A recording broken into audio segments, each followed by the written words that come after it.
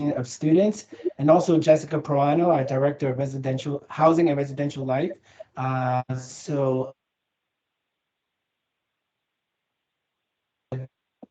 again, thank you for joining. I'm also a parent of a wonderful freshman. She's happy, so that means I'm happy. And I was just telling Karen the wonderful support that she's received from student services.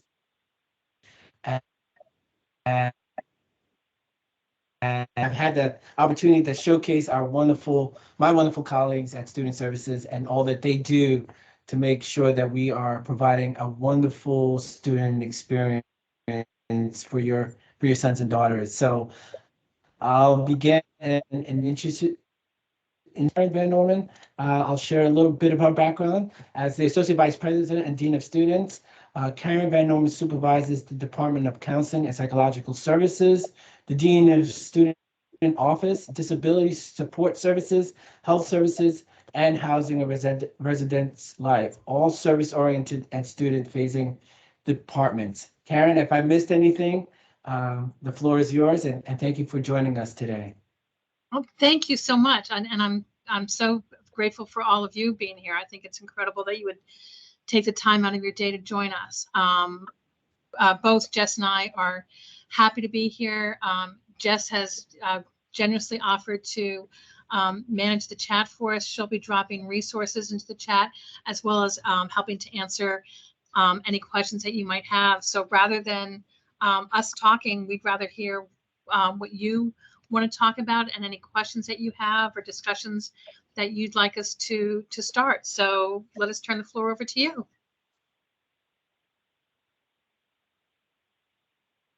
Eric, you said you had some questions. Great. Feel free to unmute yourself and ask away. All right, can you hear me okay? Yes. Okay, great. So, I want to start off and tell you, and I've told Sandra this before, I am so grateful for the Seton Hall experience my son is receiving. Nothing's ever perfect, but I gotta say the positives that he reports far outweigh the negatives. And I also want to thank Jess for her help with him recently. He needed to reach out, and the biggest topic that I want to discuss with you all today is, it is a fail. So please understand that I started with praise, and I want to share something with you that is not as represented. The housing situation during breaks is of great concern to me. As Jess said, we live in Washington State. We are 3,000 miles away from my son, and my son is a younger freshman. I mean, he's not quite 18 yet, but we've run into a situation where he has not been able to find break housing. And we were told it's really simple. You fill out a form, and you return it, and it'll be all okay. You'll have a place to stay. We set up with the concept that was going to work that way, and it has not. As a result, my wife is flying out next week early, and she'll be spending Thanksgiving with him in New Jersey, because for some reason we cannot get any housing for him on Seton Hall campus, whereas some of his contemporaries and some of his peers don't have to do anything more than turn in a form because they live in a different dormitory. And I need y'all to know that, and I need to make sure that this isn't going to be a repeat, because we cannot afford multiple flights to New Jersey or multiple stays. And for Thanksgiving, at least, his window of opportunity to fly back home is so small, and it's on the most expensive days to maximize any sort of visit. So I'd like to put that on your radar, and I'd like you to know that, calling out there and getting told you need to see things from our perspective is really difficult to hear. You're absolutely right. We have, I think two things have happened. One is that in past years, we have had much more space than we've had this year. We're unusually full. So that's one thing that's changed this year. The other thing is we need to do better. And that is in terms of saying to particularly our incoming students that these are the halls that are open during that during break, so that if you know that you're not going to want to go home during break, be sure that you are assigned to Bolin, not Aquinas. So for example, for your son being from Washington, he needs to request Bolin Hall in the beginning, not Aquinas, so that we can accommodate him for Thanksgiving break or Easter break. Well, I'm sorry, Easter break we don't close, but for Thanksgiving break. And that's something that we need to be clear about, so that he knows that he won't have a problem, or incoming students in the future. And that's something that we know that we have to do better. But you're absolutely right. It was a fail on our part. All right. Well, I mean,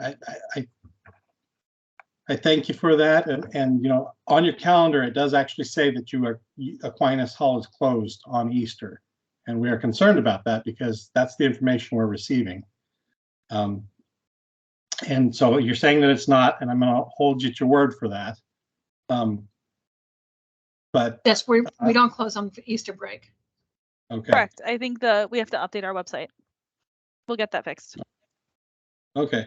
Well, thank you for that. But also, you know, I might say I don't know what the problem is why Aquinas isn't open. It just seems to me odd that I mean, my college experience was I never went home at Thanksgiving.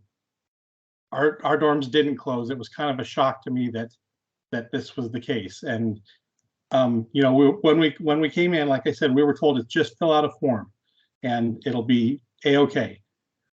And he turned his form in the day it was due because we all knew this was on our radar. It was on our plan. And a week later, he was told, sorry, try again. And I know he did come talk to Jess at some point to help. And she did her best. So please don't hold that against her. But, you know, 10 days out, well, a week out, and I'm going, well, okay, I got to buy a plane ticket now and pay for a hotel room or fly him back to Portland and pay the crazy fees for a plane ticket a week before Thanksgiving. You know, it's really hard. I want you guys to know that it's really difficult. And what you have here, and I'm going to use a buzzword, I'm sorry, but it's an inequity. The students that are in Aquinas are not being treated the same as the students that are in Bolin. And so I just want to point that out to you, and I want you to understand it is a burden on families. And I'm not the only one because I'm on those family chat groups and so forth. And so it's important. And I'm not going to monopolize any more time on this. I thank you for your reply, and I do hold you at your word, and I trust you that you are rectifying this situation for the future. So thank you. Hi, I'm Christy Hernandez, Texas. So Sam isn't quite as far as Eric's son. Did you say Eric? Sorry. Can you guys hear me? Now we can. Okay, sorry. Something's going on with my mic. I have a housing and residence life question too, not related to a break, but related to when she's a sophomore. I need her to be able to live on campus. And when I joined that parents group too, and I saw several sophomore parents that were saying their kids never got a room, and I'm freaking out already. And so I just need to know what I need to do to ensure that Samantha can live on campus next year, because, you know, we're so far away and it's not easy for me to go and look for apartments and things. And plus, I don't want her to live in an apartment. I want her to live on campus. So I'm just asking now what I can do to make sure that she gets a spot to live on campus next year. I'm not sure which parents you're hearing that from. And I can tell you last year, there were no female students who did not get a space on campus. There were, I think by the end of the process, and it wasn't just sophomores, it was all upper class students, maybe about 30 males, but those would include all males who may have deposited as late as August. So the answer is to deposit on time and complete the housing application. Do you but- know when that is, just so I have a heads up? It'll be, well, I'm sorry. And the other part is to register for classes on time as well also, Okay. because you cannot apply for housing if you're not registered for classes. So that's the other thing that will delay a student from getting housing, is if they don't register for classes, because we won't give a housing space to somebody who's not registered for classes. That's kind of common sense. That, so someone who says that they didn't get housing, Maybe that's it. So Yeah. I just need to make sure Sam registers on time and that we get her deposit. right. Okay. So a will class do. registration schedule is not out yet. It's normally April, and then Okay. housing selection happens after that. Yeah, okay. I know she's on that because I know we're getting ready. She's getting ready to do it here like November 22nd or 21st. Right. Yeah. But she'll yeah. have to register for fall classes, and then That- she'll yeah, do that that in makes sense. April. Okay. Right. Got it. Thank you so much.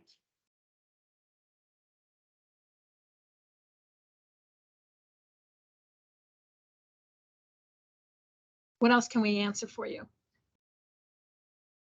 Anyone worried about final exams?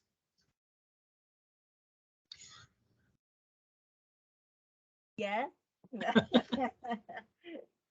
Nerve-wracking, but she's there. She's getting. I've been receiving. Karen, I know I've been receiving emails and texts from parents that are known about the counseling and psychological services. And, high recommendation is having their students definitely set an appointment. But if you could share a little bit more about the services that you are providing to our students in regards to mental health, and just getting them through this journey that they're taking, which could be rough at times, in regards to, especially freshmen, first semester, making social connections could be difficult at times. But if you could share a little bit more about the services that CAPS provides Sure. to students. Sure. So let's start with CAPS first of all. CAPS is Counseling and Psychological Services. In CAPS, our counselors are licensed therapists. So these are not high school guidance counselors. Our counselors are the real deal. So Jess is going to be dropping into the chat links from our website to all of these services. To make an appointment, all a student has to do is call to make an appointment, not email, because email is not a secure form of communication. So we do ask students to call to make an appointment. And they will be seen by a counselor. At most, as long as it's not an emergency, at most the wait is an average of 5 days to be seen by a licensed counselor. It does not cost anything. This is a service that we provide to all of our students. We do not provide long-term therapy because, again, we're an academic institution, not a long-term therapy. If a student does need long-term therapy, we will work with the student and whatever insurance they have to help them find a provider locally. But our goal is to work with the student and to guide them through whatever they're experiencing and to help them to be successful academically. But what a lot of our students need is developing some self-help and some resiliency and some strategy skills. So in addition to therapy, CAPS also offers group therapy, which students can attend on an unlimited basis. And then also we have what's called a Dare to Care program, through which we offer a tremendous amount of services and programming. So students, for example, can, I don't know if you're familiar with some of the programs that we offer. A lot of them you may have seen when you came and dropped your student off in August.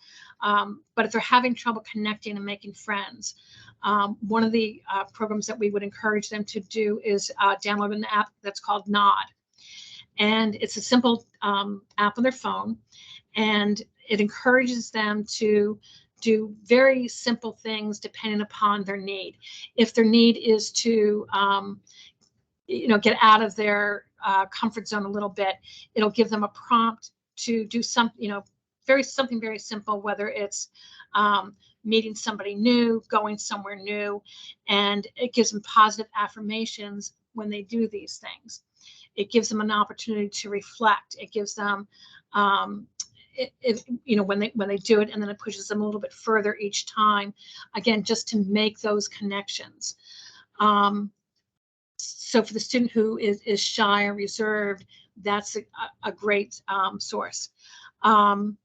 We have Headspace, again, an app on that students can download. Complete membership for students. It's designed. The Headspace is an app that you probably have heard about. That's available to everybody, but this one is designed for students. It has apps built in that are designed for, relaxing for study. Apps built in that are designed for, stress management for students. Again, so students have a membership because they're Seton Hall students that we encourage them to use. So all of that is available simply because they're students. If students are concerned about their friends, we have tools that they can utilize to learn how they can reach out to their friends to support their friends. And all of that's available to them through the Dare to Care grant. So again, I encourage you to take a look at our website and see all those tools and encourage your students to make use of them. And then also through the Dare to Care grant, we do a lot of programming, a lot of outreach. Going into final exams, for example, we're going to partner with the Student Activities Board and do a final free zone. And again, a lot of de-stressing activities, helping students just to learn to manage their stress in healthy ways before they go into final exams. I'm seeing someone asking, what is University Life?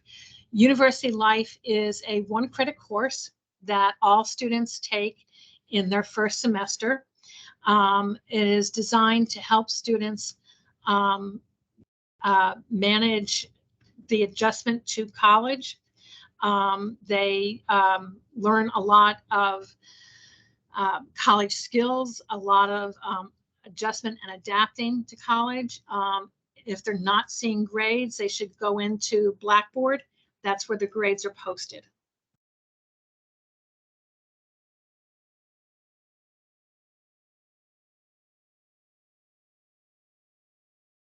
And I see a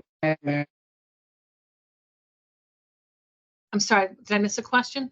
Oh, unmute I'm sorry. yourself and ask the Mary? question. Mary had a question? Mary? She had a raised hand, so. Hi, yes. Hi, I'm sorry I joined late. Thank you for this. My question is, my question is, for the Nod and Headspace and all these opportunities that you are addressing, how do we, or is there any recommendations on how to go about having, your child participate and enforce and encourage these types of, applications that are there for them?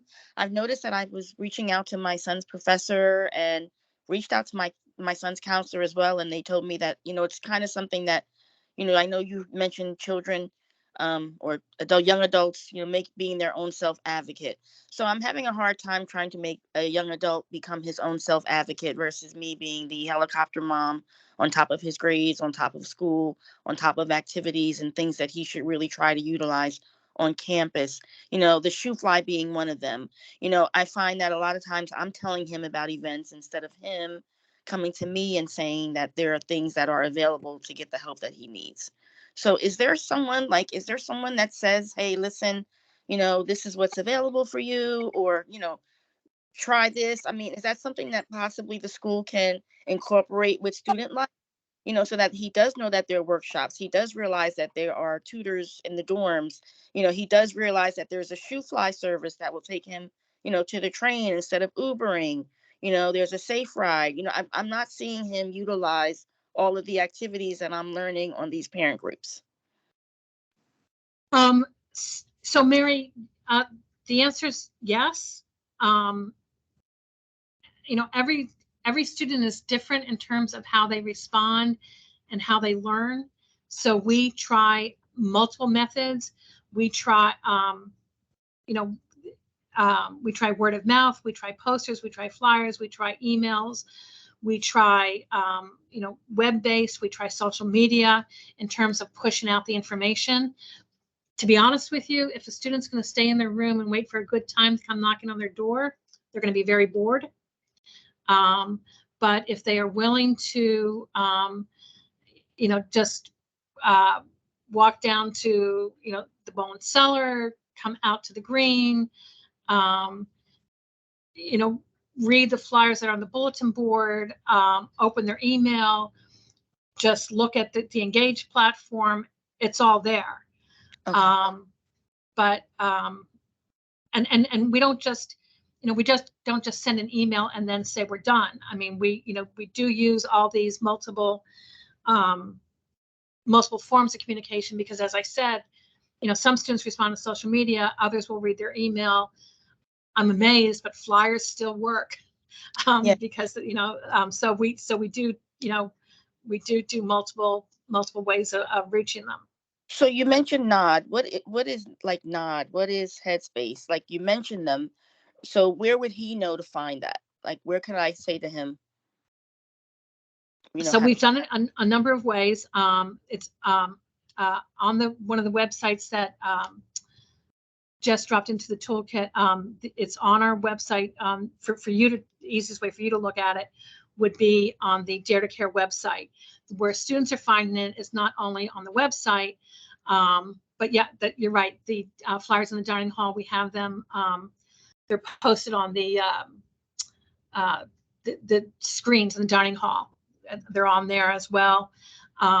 We do tabling in the dining hall. We do tabling in the residence halls where students come by and we hand things out to them.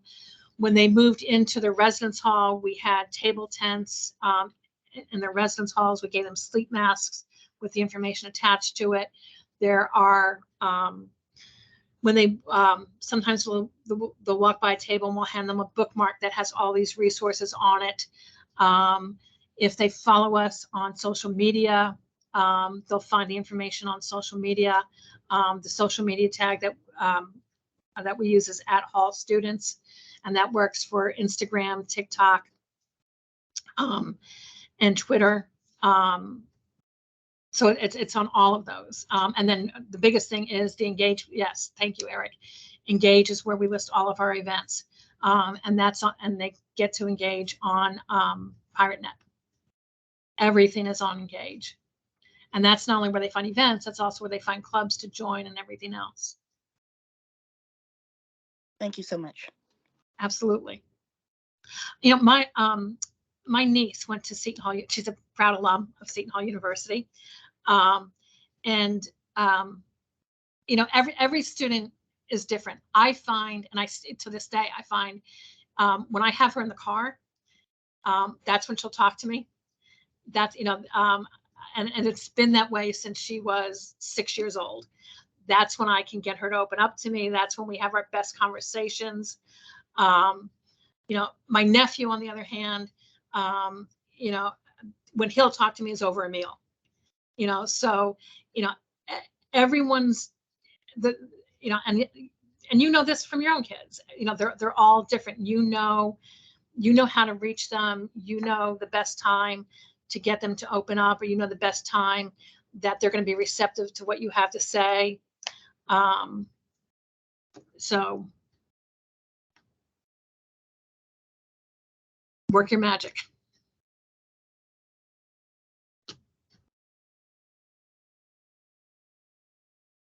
I would like to share a couple of important dates with you, if I could, because it's about, the semester is about, it's gone fast. It's about to really, really go fast. So Tuesday's our last day of classes before the Thanksgiving break. They're going to come back on Monday, the 28th. That is also Christmas at the Hall. That is an incredible day. We are the #1 university in the country for Christmas celebrations, for good reason. So on that day, we have mass at 5 o'clock. The ribbon cutting for the University Center is finally going to be opening at 5:45. And then at 6 o'clock, we will get ready to light the tree. Rockefeller Center has nothing on us. That tree lighting is spectacular. It is something to behold. So the students will have a great time at that. Your students do not want to miss it. Everyone is out there on the green for the lighting of the tree. But then, the rest of the semester really flies. December 12th is the last day of classes. The 13th is called Reading Day. On that day, the Academic Resource Center, the ARC, holds what they call Shootopia. It is a massive day for tutoring. All the tutors are available in one location for, last minute, prep, support, tips, advice. So that is a great event for students. And then exams are from the 14th to the 20th. All professors are to have grades in before Christmas. So Merry Christmas. I know it's going to be great for everybody. But they'll be able to see that grades do not get mailed home. As a reminder, they are posted on your students' PirateNet, so they'll access them electronically. And then they're home with you until January. Shootopia is the event for on Reading Day, where all of the tutors are available in one place. I believe they'll be holding it over in Bethany Hall this year. We can check Engage to make sure that that's the right location. Again, all the tutors are available. There's food there, but it's just a really great place for students to get last minute tutoring advice on classes, study tips, encouragement from the tutors.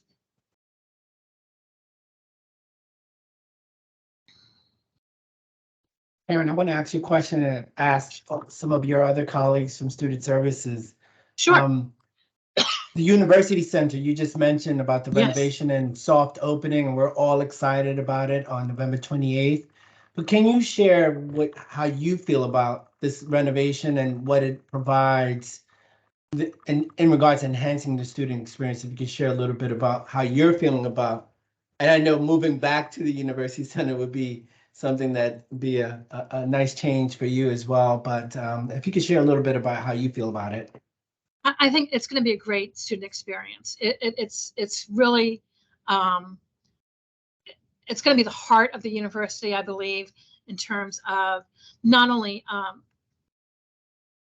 because it's going to offer so much for students to experience and do, but because it's going to be bringing the students together to do so much morning, noon, and night, 7 days a week. For so many different purposes, from everything from food to study to entertainment to just to hang out.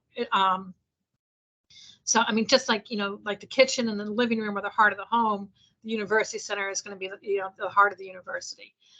It's a beautiful, beautiful facility, and it's and the way that it's been designed to kind of spill over to the outside is really, it's just been designed beautifully. I can't wait for not only not just to see it, but to see it used. It's going to be very exciting. Thank And you, Karen. Starbucks is right below my office. I mean, how it doesn't get better than that. Yeah, I took some photos yesterday of the renovation of Starbucks, which looks great. And outside of it, I'm hoping I can share some of the photos with some of our parents that are here. Also, you mentioned the Christmas tree lighting. For those parents that are not in the area, we are there should be a stream a link to view it live. So you could also just look out for that. We'll share that information with all our parents as well. So you could actually experience it as long, I know Eric being in Washington, you could actually experience it as well, and Christy as well in Texas. So it's a great day. It's a wonderful experience for our students. They take wonderful photos. I think one of the most popular things is getting the blue Santa hats. So you'll probably see that being worn when they go back home during Christmas. Hopefully they'll pick up one for you as well if you're not able to attend. So yeah, it's a great day. So we're excited about that.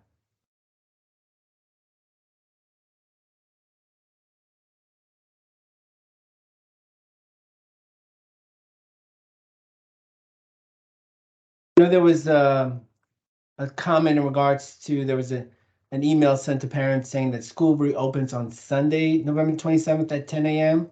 Is that correct? The res halls will open. Yeah, okay. The res halls will open that day at 10 a.m. and then classes will resume on that Monday. Thank you, Classes Jen. resume on Wednesday. Oh, Wednesday What's- for Thanksgiving. Oh, I'm sorry, for Thanksgiving. Yes, Yeah. Thanksgiving, yes. And the classes resume on the 28th, right?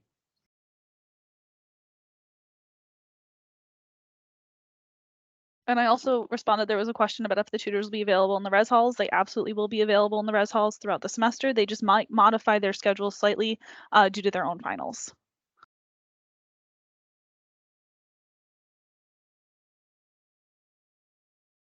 I know I've also received questions in regards to roommate change. Is that a possibility from semester to semester? I know there's an opportunity for roommate change early in the fall semester, but is that a possibility? Just because, you know, things don't work out Sure. always. Is that a possibility as well? Okay. Yeah, absolutely. Not only roommate changes, but room changes, right?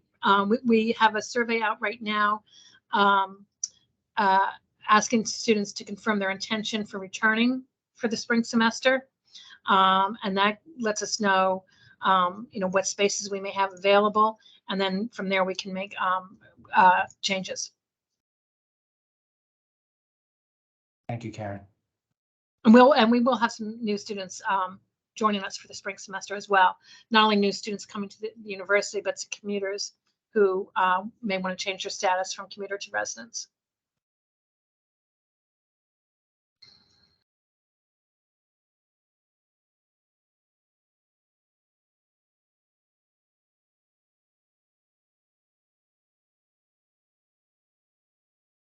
Karen, this is a question for you. Being the dean of students at Seton Hall for some years, have you seen any change in regards to students pre-COVID to post-COVID in regards to what they deal with? I mean, especially this class of incoming students that are in the class of 2026, you know, unfortunately, two years of their lives were either being at home. So the adjustment to coming to campus and going to college and being in class, it's a different experience. I don't know if you've seen that in regards to your engagement with students. Have you seen the difference in regards on how they're engaging and how they're coping with college versus high school, especially because it was a different experience for a lot of these students because of COVID, or maybe not? No, that's a great question, Sandro. Okay. Yes, yeah, we definitely have. And it's been and it has not been uniform in terms of what we see. I think we've seen some students come out of COVID, anxious to try everything because they felt very restricted during COVID, and so they were very couldn't wait to come back to normal, and so there was a surge, kind of that. But there is also a significant increase in the levels of anxiety,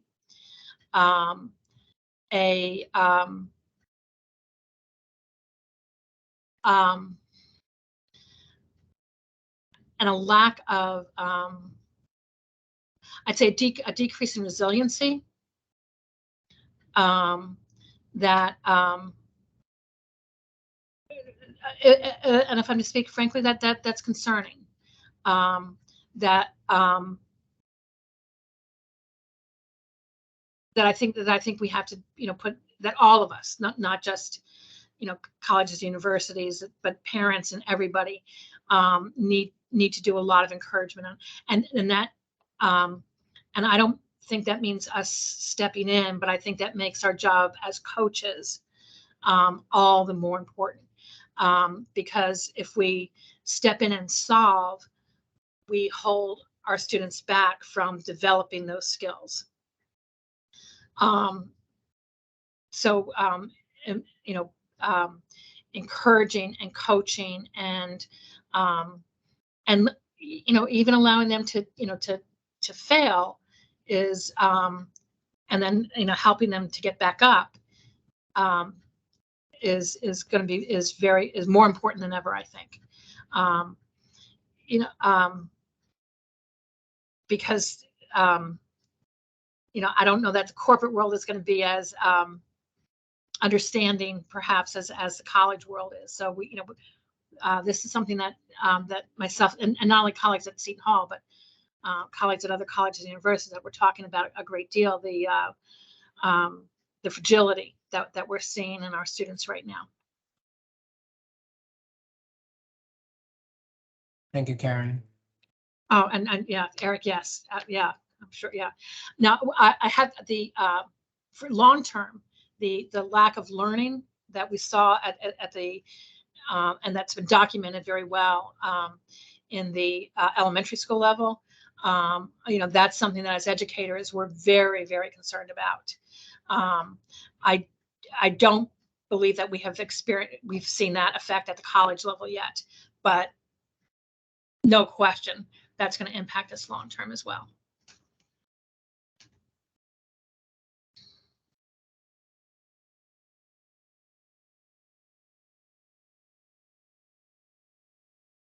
Karen, if you could share a little bit more, and maybe you've shared some about it, and maybe I missed it, but the No More campaign, which I know I've shared Sure. that with some of our parents in regards to this program, which I think is extremely important for students. And if you could share a little bit about that. Absolutely. Thank you for asking about that. Our No More campaign has been in place for several years now. No More is a peer educator program that comes out of the Dean of Students office. And it is built around our educational efforts around alcohol and other drug education and sexual misconduct and violence prevention. And it is peer educator led. And our efforts are to inform students about alcohol and other drugs, so that they are making informed choices on those issues. And then in terms of sexual misconduct and sexual violence, to make sure that students know what the resources are on campus. And then we also place a strong emphasis on bystander intervention, so that students, and that fits so well with our mission, so that students know what they can do to care for one another, because that, frankly, is what Seton Hall is all about. When we have done surveys, we have found that Seton Hall students rate much higher in terms of bystander intervention behavior than our peer institutions.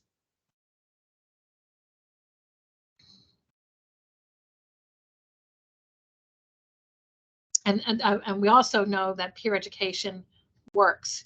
So not only do we do that now with the No More program, but we're also going to be rolling it out in the spring semester with the Dare to Care program around mental health and suicide prevention.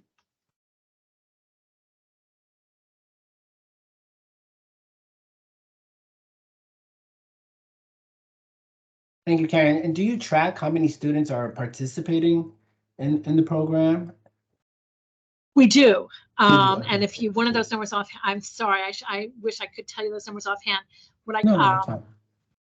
if you want to know more about some of the assessment that we have done now, our annual report for the entire division is online. Oh. And you can see for, again, not just for our areas, but for the entire division is online through the Student Services website. And that can give you detailed information about all I think there's 14 departments in our division. The other site, Jess, if you could drop this one into the chat too, shu.edu /hope that we just launched again as part of the Dare to Care campaign. A really comprehensive website on suicide prevention. It has incredible resources and information for students who are struggling, for friends, for families, for it deals with myths.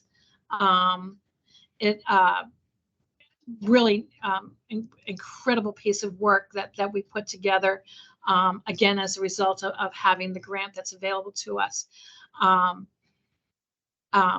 we're tracking the how many people, not only how many people are using that website, but the time spent on that website, because what we found from other institutions, the need for that kind of information. So we recreated it for ourselves as well.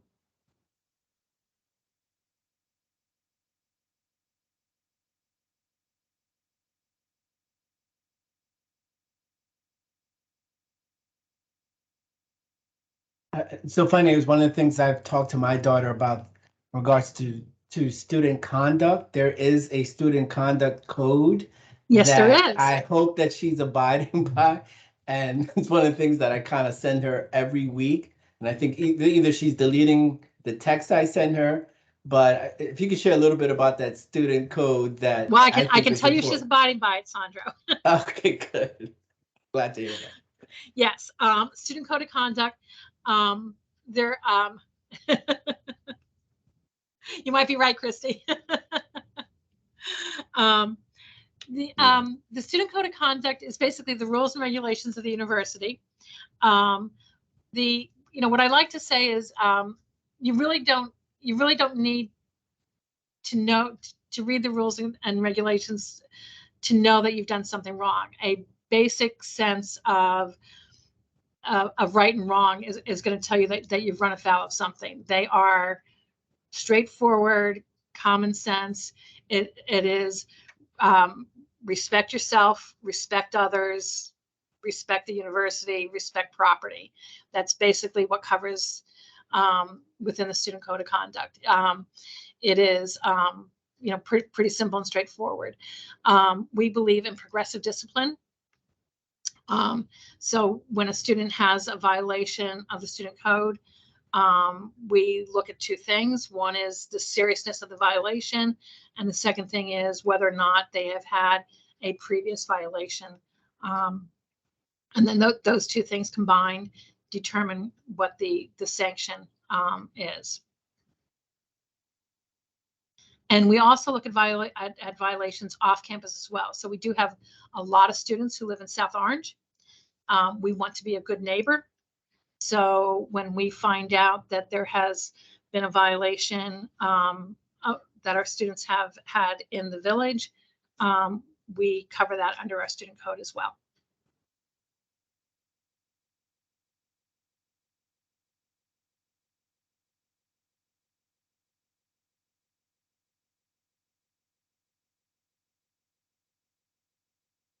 Any other questions from our parents that have joined us?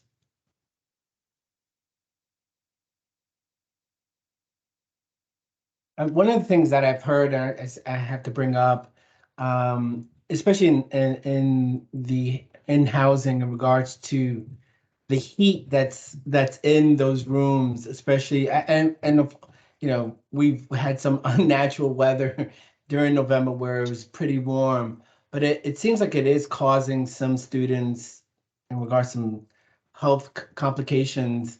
How does your team in regards to health services and also housing are communicating to address some of the issues that some of these students are experiencing because of, I guess it's, because you got to have heat. And at times, I think I've seen, some comments from parents that it's extremely uncomfortable for their students in regards to sleep. So if you could share a little bit about that. Sure. It's in some of our buildings, it's very challenging because they're old and the heat's either on or it's off. And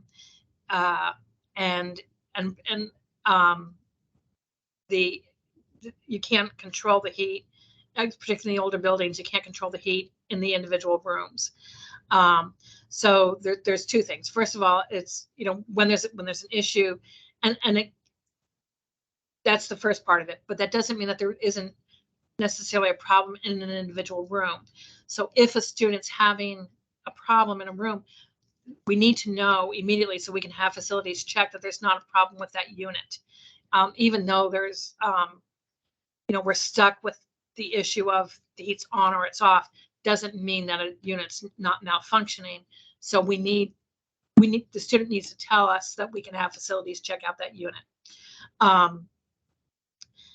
And if a student is ill for any reason, let's talk about health services. Health services is right across the street. They are staffed by nurses, nurse practitioners, and doctors. They will take any insurance that a student has. They do not accept a copay, so there's no copay.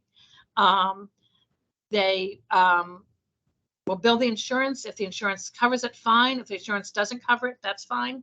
They do not balance bill. So it's cheaper than going to any other doctor. Our health insurance our health services is accredited by AAAHC. That's the same accreditation that an urgent care has, that your doctor's office has. We're only one of 3 colleges and universities in the state of New Jersey that has that level of accreditation.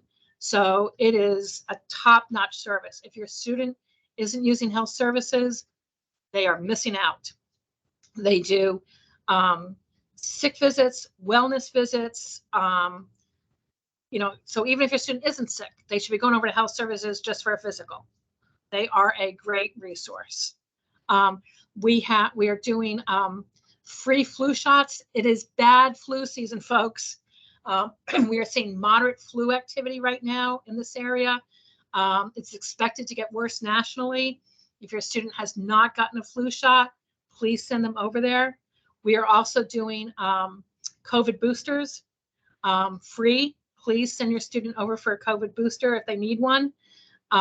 So again, just send them over, let us help. We want to be of service. We're also sending, our health services team is also going to be in Boland Hall. Jess, what date is it? December 6th?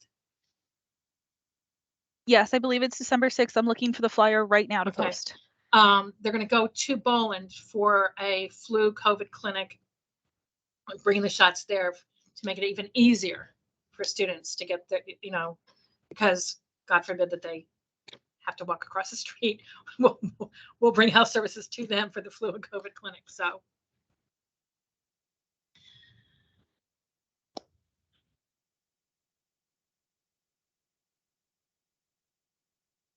Any other questions? Yep. I know there's a question, Chisholm. Hopefully I pronounced your name correct. How can parents access the parent group? Are you the parent group that we are? There's a Facebook group that we have that's monitored by or administered by Seton Hall University, and I added the link to it. It's a great group of parents that are supportive.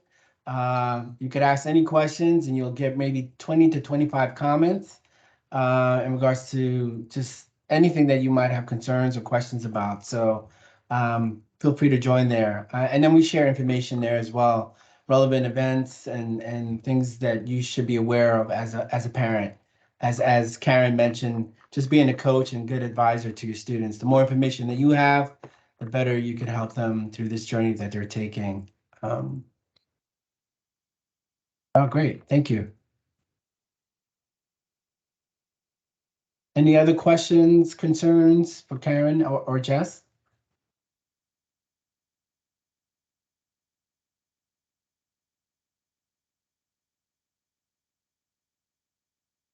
I guess, Karen, if you have any final words or advice or anything else you would like to share with our parents before we sign off, this might be a good time to do so.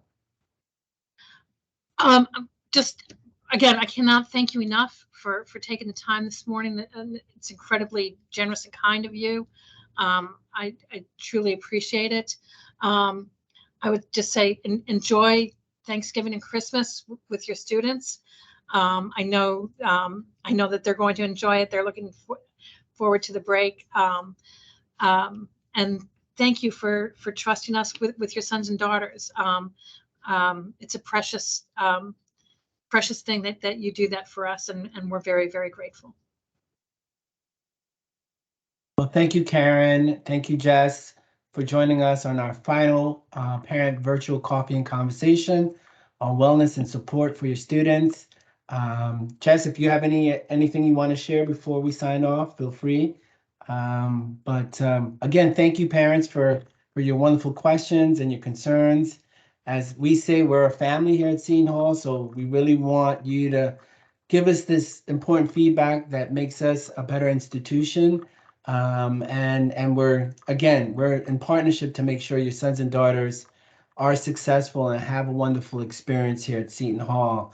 And so for us to have these conversations, it's extremely important for us to learn, to hear, and hopefully respond to any concerns that you have. I know there was a question from a parent who asked if any of these links and information will be shared afterwards. Yes, I'll gather all the links that Jess and I provided in a post email. So you'll get those if you were able to capture that. And those that I actually called and aren't able to see the chat, we'll make sure you get that as well.